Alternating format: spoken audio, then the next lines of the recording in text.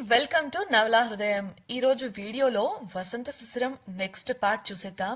కథలోకి వెళ్ళిపోదాం రండి. ఫైల్ ఇవ్వడానికి వచ్చిన సౌమ్యను లంచ్కు ఉండమని చెబుతాడు వసంత్. అది తెలుసుకున్న శిశిర ఇష్టం లేకపోయినా వండి వారికి వడ్డించింది. ఆ క్రమంలో సౌమ్య స్పెషల్గా చైనీస్ వంటకాలు గంటలో తయారు చేసి ఇవ్వమనడంతో కష్టమైనప్పటికీ చేసింది శిశిర. వాటి రుచి ఆహార్యం చూసిన సౌమ్య అప్పటికే ఉన్న అనుమానాన్ని బలపరుచుకొని వండివ్వకపోయినా బావుండేది, కానీ ఇలా హోటల్ నుంచి తెప్పించి నాటకాలు ఆడాల్సిన అవసరం ఏముంది అని అరవడంతో అక్కడికక్కడే సౌమ్యను చించి చీరెయ్యాలని నిర్ణయించుకుంది శిశిర. వసంత్ కూడా తనకు ఎటువంటి సపోర్ట్ ఇవ్వకపోవడం ఆమె ఆవేశాన్ని మరింత పెంచింది. సౌమ్యకు ఎదురుగా వెళ్లి నిలబడి ఆమె కళ్లల్లోకి సూటిగా చూస్తూ, లోపల ఒకలా బయట ఒకలా ఉండటం నాకు చేత కాదు. నువ్వు అడిగిన డిషెస్ కి కావలసిన అన్ని పదార్థాలు సమయానికి ఇంట్లో ఉన్నాయి. అలాగే నాకు పని మనిషి సాయం కూడా అందింది. కాబట్టి కష్టమైనప్పటికీ గంటలో ఇవన్నీ చేయగలిగాను. నీ ఉద్దేశం ఏంటి? గ్రామం నుండి వచ్చాను కాబట్టి నువ్వు అడిగిన వంటకాలు చేయలేను అనుకున్నావా? నాకు సాక్ష్యంగా పని మనిషి ఇక్కడే ఉంది అంటూ ఛాయ వంక చూపించింది. సౌమ్య అనుమానంగా ఛాయ వంక చూడగా వసంత్ అక్కడే ఉండటంతో అబద్ధం చెప్పలేకపోయింది ఛాయ. అవును మేడం, మేడమే అన్నీ చేశారు అని తడబడుతూ చెప్పింది. వసంత్ ఇంత జరుగుతుంటే పట్టించుకోకుండా తన పాటికి తాను తింటూ కూర్చోవడం శిశిరకు అసహనాన్ని కలిగించింది. సౌమ్యను చూస్తూ, నేను గ్రామం నుండి వచ్చి ఉండొచ్చు, కానీ నా విలువలు నైపుణ్యాలు ఈ పట్నంలో ఉండే చాలా మంది కన్నా మెరుగ్గానే ఉంటాయి. మనిషిని చూసి అంచనా వేయాలనుకునే వాళ్లకు నేను ఎప్పుడూ అందను. నా మౌనాన్ని చేతగానితనంగా అనుకుంటే మాత్రం నాకు జరిగే నష్టం ఏమీ లేదు. అయినా ఒకరింటికి అతిథిగా వెళ్ళినప్పుడు అక్కడ ఎలా ప్రవర్తించాలో కూడా తెలియదా నీకు? ఇంత వయసొచ్చి నిజానికి అబద్ధానికి మధ్య తేడా తెలుసుకోలేని నువ్వా నన్ను నిందించేది? నీలాంటి వాళ్ల కోసం కష్టపడ్డాను చూడు, నాకు బుద్ధి లేదు కోపంగా చెప్పి వసంత్ వంక స్థిరంగా చూసి నేరుగా తన గదికి వెళ్ళిపోయింది. ఆమెకు సౌమ్య తనను నిందించడం, తనపై పన్నాగం పనడం లాంటివి చేయడం కన్నా ఇటువంటి పని కళ్ల ముందే జరుగుతూ ఉంటే కనీసం చీమ కుట్టినట్లు కూడా కదలని వసంత్ ప్రవర్తన మరింతగా బాధ పెడుతోంది. ఎంత అతనిపై కోపంగా ఉన్నా అతని పట్ల ఆమెలో ఉన్న ప్రేమ బాధపడకుండా ఉండాలని ఆమె చేస్తున్న ప్రయత్నాన్ని విఫలం చేస్తోంది. నేరుగా బాత్రూంకు వెళ్లిన ఆమె తనను తాను అద్దంలో చూసుకుంది. తనకు తెలియకుండానే తన కళ్ళు వర్షిస్తున్నాయి. వాటిని తుడుచుకుంటూ ఉండగా ఆమె 2 ప్రతిరూపాలు అద్దంలో ప్రత్యక్షమయ్యాయి. ఒకటి ప్రేమ, మరొకటి ఆత్మాభిమానం. మొదటి ప్రతిరూపం, ఇన్నాళ్లకు నా జీవితంలో నేను నమ్మగలిగే వ్యక్తిని కలిశాను అనుకున్నాను, కానీ వాసు గారు ఇలా చేస్తారని అస్సలు అనుకోలేదు. నేనేం పాపం చేశాను? అందరిలా అమ్మా నాన్నల ప్రేమ దక్కలేదు. ఇష్టం లేని పెళ్లి చేసుకున్నాను. సరే, కట్టుకున్నవాడి ప్రేమ దక్కింది అనుకున్న క్షణంలో ఇలా అతడు నన్నే నిందిస్తూ నిజాలు తెలుసుకోలేకపోతున్నాడు. అసలు నా జన్మ ఇంతేనా? ఇలాంటి బ్రతుకు నాకు అవసరమా అని కన్నీళ్లతో బాధగా అడిగింది. అందుకు 2వ రూపం కోపంగా, ఇందులో నీ తప్పేముందని నిన్ను నువ్వు నిందించుకుంటున్నావు? ఎవరో ఏదో చేస్తే నమ్మేంత బలహీనమైన ప్రేమ అతడిది. ఇతడినా నమ్మి ప్రేమించాలనుకుంది అని నాకే సిగ్గుగా అనిపిస్తోంది ఇప్పుడు. నువ్వే చూసావుగా, ఆ సౌమ్య తన ముందే అన్నేసి మాటలు అంటున్నా కాస్త కూడా నోరు తెరవలేదు.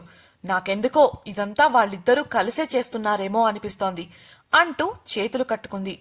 మొదటి రూపం, ఏంటి నువ్వనేది అని అడగగా, లేదంటే ఏంటి, ఒకప్పుడు ఆ సౌమ్యకు దూరంగా ఉండు అని చెప్పిన మనిషి ఇవాళ ఇలా భోజనానికి ఉండమని ఆమెను ఆపడమేంటి? ఆమె అంత ధైర్యంగా నిందిస్తుంటే స్పందించకపోవడమేంటి? ఈ డబ్బున్నోళ్లందరూ ఇంతే. అవకాశాల కోసం బంధాలను బట్టలు మార్చినట్లు మార్చేస్తారు. బహుశా అతడు నువ్వు తప్పు చేశావంటే నమ్మడం, నిన్ను దూరంగా పెట్టడం, నిన్ను ఇలా వదిలించుకొని సౌమ్యకు దగ్గరవ్వాలని కావచ్చు. ఎంతైనా కోట్ల ఆస్తికి ఏకైక వారసురాలు కదా. డబ్బున్నోళ్ళు వాళ్ళు ఎప్పుడూ ఒకటే అంది. అందుకు మొదటి రూపం, ఏమో నాకు నమ్మాలని అనిపించడం లేదు. ఎందుకంటే ఆ సౌమ్య విషయంలో డబ్బుందని ఆమె వెంటపడుతున్నారు అంటున్నారు. మరి అలాంటప్పుడు ఆయన నా మెడలో ఎందుకు తాళి కట్టారు అని ప్రశ్నించింది.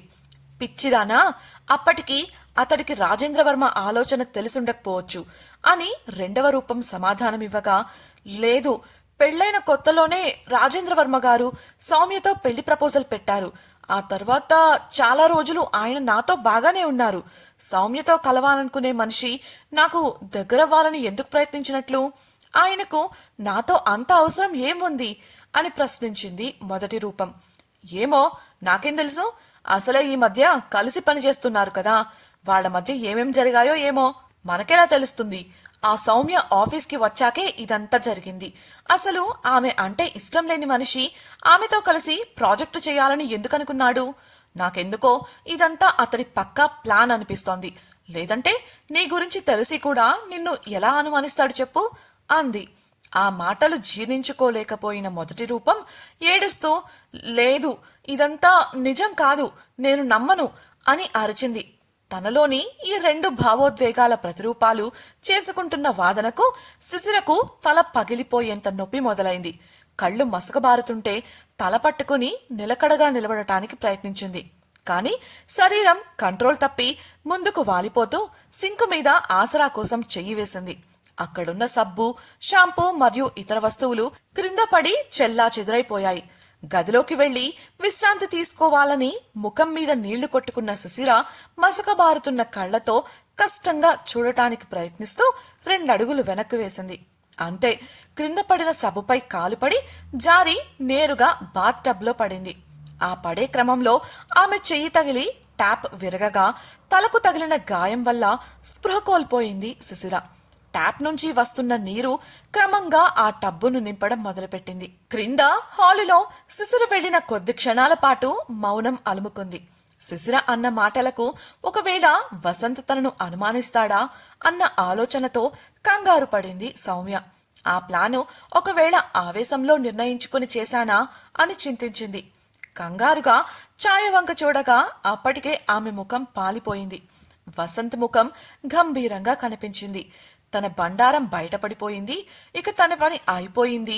ఇప్పుడు ఎలా అయినా తప్పించుకోవాలి. కాని ఎలా అని ఆలోచించడం మొదలుపెట్టింది సౌమ్య. ఇంత జరుగుతున్నా పట్టనట్లు విగ్రహంలా కూర్చున్న వసంత్ నిజానికి అన్నీ గమనిస్తూనే ఉన్నాడు. శిశిర సౌమ్యను తిడుతూ అన్న మాటల్లోని చివరి మాటలు తననే అన్నట్లు ఇట్లే గ్రహించాడు. ఆమె నేరుగా సౌమ్యను తిడుతున్నప్పటికీ ప్రతి మాట కూడా తనను ఉద్దేశించినది అని అర్థమైంది. సౌమ్య ప్రవర్తన కూడా హద్దుమీరింది. తన ముందే శిశిరను కావాలని రెచ్చగొట్టింది. ఆమె మాటలు సాధారణంగా అనిపించినప్పటికీ ఆమె గురించి తెలిసినవాడుగా ఆమె ప్రవర్తనను అనుమానించాడు. ఒకవేళ ఆ రోజు శిశిర సౌమ్యను తిట్టినప్పుడు కూడా ఇలానే సౌమ్య రెచ్చగొట్టి ఉంటుందా అన్న అనుమానం మొదలైంది. అలా చూసినా కూడా, ఆ విషయం పక్కన పెట్టినా కూడా తన విచారణలో శిశిర పేరే బయటపడింది కదా. తన గురించి మరోసారి మంచిగా ఆలోచిద్దాం అనుకున్న దారి మూసుకుపోయింది. అతడికి డేటా లీక్ మ్యాటర్ వెనుక సౌమ్యే ఉంది అన్న అనుమానం రాలేదు. కానీ శిశిరను కావాలని రెచ్చగొట్టడంపై అనుమానం కలిగింది. ఇటువంటి ఆలోచనలో ఉన్న వసంత్ వైపుకు తిరిగి సౌమ్య తలదించుకొని, సారీ వసంత్, శిశిరకి ఇంత బాగా వంట చేయడం వచ్చు అని నాకు తెలియదు. కంపెనీ డేటా లీక్ చేస్తూ నిన్ను మోసం చేయాలని చూసినట్లు ఇప్పుడు కూడా బయట నుంచి భోజనం తెప్పించి తనే చేసినట్లు నమ్మించాలని చూస్తోంది అనుకున్నాను. తనలా మనల్ని మోసం చేయడానిని నేను జీర్ణించుకోలేకపోతున్నాను. కనీసం నీ ముందు మాట్లాడితే నీ పట్ల ఉన్న గౌరవంతో అయినా తాను ఇకపై ఇలా చేయకుండా ఉంటుందని, తప్పుడు పనులు చేయకుండా మారుతుందని ఇలా చేశాను అని సంజాయిషి ఇచ్చింది. వసంత్ ఏమీ మాట్లాడకపోవడంతో, ఇప్పుడే వెళ్ళి తనకు సారీ చెప్పి తీసుకొస్తాను, నా తప్పు నేనే సరిదిద్దుకుంటాను అంటూ మెట్లవైపు అడుగులు వేసింది సౌమ్య. వసంత్, ఆగు, పర్లేదు, తనను వెళ్ళనివ్వు, ముందు నువ్వు కూర్చొని భోజనం చెయ్యి అంటూ కూర్చొని తినడానికి కుర్చీ చూపించాడు. సౌమ్య సంశయంగా చూస్తుంటే, నువ్వు త్వరగా తినేసి వెడితే నాకు చాలా పనులున్నాయి, ఇంటికి వచ్చిన అతిథిని ఒంటరిగా కూర్చోపెట్టి తినమనలేం కదా అన్నాడు వసంత్. దాంతో అతడు తనకు కంపెనీ ఇవ్వాలనే ఇంకా అక్కడ ఉన్నట్లు అర్థం చేసుకుంది సౌమ్య. లోపల సంబరపడిపోతూ డైనింగ్ టేబుల్ దగ్గరకు వచ్చింది. కూర్చోబోతూ, కానీ వసంత్, శిశిర అంటూ అనుమానంగా రాగం తీయగా, తన గురించి వదిలై కూర్చో అని చెప్పాడు వసంత్. ఛాయ దగ్గరుండి సౌమ్యకు వడ్డించగా తినడం మొదలుపెట్టింది సౌమ్య. మొదట తిన్న స్టిర్ ఫ్రైడ్ వెజిటబుల్స్ వంటకం బాగానే ఉంది, కానీ చికెన్ మోమోస్ నోట్లో పెట్టుకున్న సౌమ్యకు కారం ఘాటు నషాలాని కంటింది. కళ్ల వెంట నీళ్లు రాగా పొలమారడంతో 2 గ్లాసుల నీళ్లు పట్టించింది. ఆమె ప్రవర్తనకు అనుమానంగా చూశాడు వసంత్. దగ్గుతూ అది సాస్ కొంచెం కారంగా ఉంది అని మొహమాటంగా చెప్పింది సౌమ్య. ఛాయ చేత సాస్ మాత్రమే వడ్డించుకున్న వసంత్ టేస్ట్ చేసి చూశాడు. సాధారణ కారమే కదా ఉంది అని అతడు అడగగా, అంటే కారం సాస్లో లేదా, మోమోస్లో ఉందా? అయినా ఈ వసంత్ మోమోస్ తినడనుకుంటా, అందుకే ఈ శిశిర ఇంత ధైర్యంగా మోమోస్లో కారం ఎక్కువ వేసి చేసినట్లుంది. చెప్తాను దాని సంగతి అని మనసులో పళ్ళు కొరుకుతూ పైకి మాత్రం నవ్వుతూ, హా అదే అదే ఆ కారం వల్లే పొలమారింది అంతే వసంత్కు చెప్పింది. వసంత్ ఎదురుగా ఉండటంతో తినకుండా ఉండలేకపోయింది సౌమ్య. అందులోనూ అతడే స్వయంగా రుచి చూసి బాగుందని చెప్పాక తాను నిజం చెప్పినా కూడా ఇంతకుముందు శిశిరతో తన ప్రవర్తనను దృష్టిలో పెట్టుకుని వసంత్ నమ్మే అవకాశం లేదు. అందువల్ల కొంచెంగా తింటూ నీళ్లు ఎక్కువగా తాగుతూ కాలం వెళ్లదీస్తోంది. అప్పటికే సౌమ్య ముఖం ఎర్రగా కందిపోయింది. వసంత్ ఫోన్ చూసుకుంటూ ఉండటం వల్ల అది గమనించలేదు. ఆయా అతి వినయం ప్రదర్శిస్తూ ఇంకొద్దిగా తినండి మేడం అంటూ కొసరి సౌమ్యకు వడ్డిస్తోంది. నిజంగానే ఇదంతా శిశిర ప్లాన్. సౌమ్య చేసిన పనులకు ఇలా అయినా రివెంజ్ తీర్చుకోవాలని కారం ఎక్కువగా కలిపింది. సౌమ్య పరిస్థితి మింగలేక కక్కలేక అన్నట్లుగా ఉంది. బల్లపై నీళ్లు అయిపోవడంతో తెద్దామని వంటగది వైపు అడుగులు వేసింది ఛాయ. కాళ్ల క్రింద నీటి తడి తగిలి క్రిందికి చూసింది. ఇక్కడికి నీళ్లెలా వచ్చాయబ్బా అంటూ పరిశీలించిన ఆమెకు మెట్లపై నుంచి నీటి ధార కనిపించింది.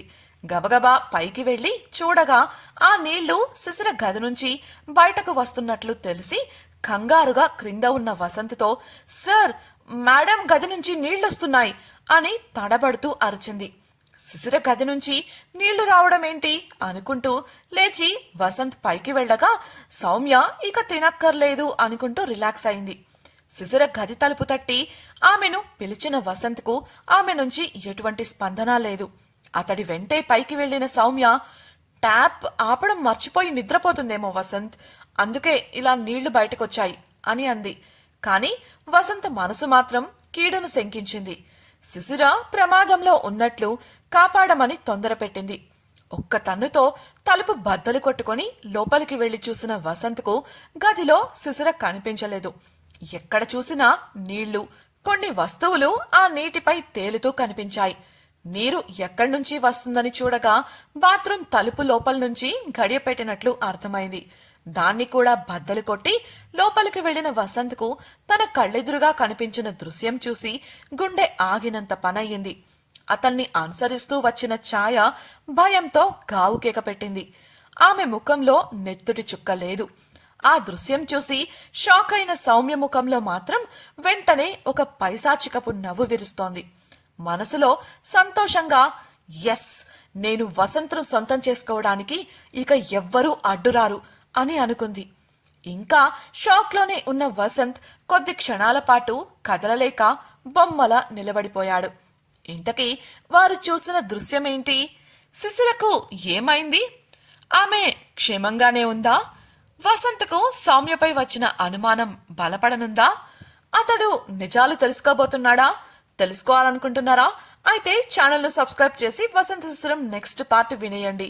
అలాగే మీకు ఈ వీడియో నచ్చినట్లయితే లైక్ చేసి మీ సన్నిహితులకు షేర్ చేయండి. మీ అభిప్రాయాలను మాతో పంచుకోవడం కోసం కామెంట్ సెక్షన్లో తెలియజేయగలరు. ఇట్లు మీ నవలా హృదయం team. Thank you for listening.